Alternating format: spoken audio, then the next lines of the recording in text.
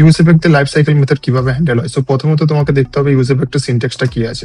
Use এফেক্টের syntax কিছুটা এরকম, প্রথমে তুমি ইউজ এফেক্টটা ইম্পোর্ট করলে, তারপর তোমাকে কল ব্যাক দিতে হয়, এবং যদি এখানে কোনো ডিপেন্ডেন্সি পাস না করো তাহলে বাই ডিফল্ট কি হবে, ওটা হচ্ছে তোমার মাউন্টিং ফেজ। কম্পোনেন্টটা যখন রেন্ডার করছে তখন এই কোডটা এক্সিকিউট করবে। তারপরে স্টেপ আসে হচ্ছে তোমার আপডেটিং ফেজ। আপডেটিং এ কি হয়, এই যে ডিপেন্ডেন্সিটা আমরা অ্যাড করেছিলাম, এখানে যদি কোনো আমরা ভ্যারিয়েবল পাস করে দিই, দ্যাট মিনস তোমার এই যে স্টেটটা আছে যখনই এটা চেঞ্জেস হবে তার ভেতরে এই যে কোডটা আমরা লিখেছি ওটা কিন্তু বারবার তোমার চলতে থাকবে, এবং এটা কিন্তু ডিপেন্ড করছে এই ডিপেন্ডেন্সির উপর। এটা যখনই চেঞ্জ হবে এটা কিন্তু রান হতে থাকবে। তো এটা গেল আপডেটিং ফেজ। তারপরে আসি তোমার আনমাউন্টিং। আনমাউন্টিং এ কি হয়, আমরা যদি রিটার্নের ভেতরে কল ব্যাকের মধ্যে এইভাবে দিয়ে দিই, তো কম্পোনেন্টটা যখন আনমাউন্ট হয়ে যাবে তখন এই কোডটা অ্যাকচুয়ালি তোমার এক্সিকিউট করবে। তো তার জন্য কি করতে হবে, আমাদেরকে ইউজ এফেক্টের ভেতরে রিটার্ন স্টেটমেন্ট দিতে হবে এইভাবে। তখনই কি হবে, যখনই তাহলে কম্পোনেন্ট আনমাউন্ট হয়ে যাবে তখন তোমার এই কোডটা অ্যাকচুয়ালি এক্সিকিউট করবে। তো ইউজ এফেক্ট মেনলি এই তিনটে যে লাইফ সাইকেল মেথড আছে, সেই মাউন্টিং, আপডেট এন্ড আনমাউন্ট, এই তিনটেই এইভাবে হ্যান্ডেল করে।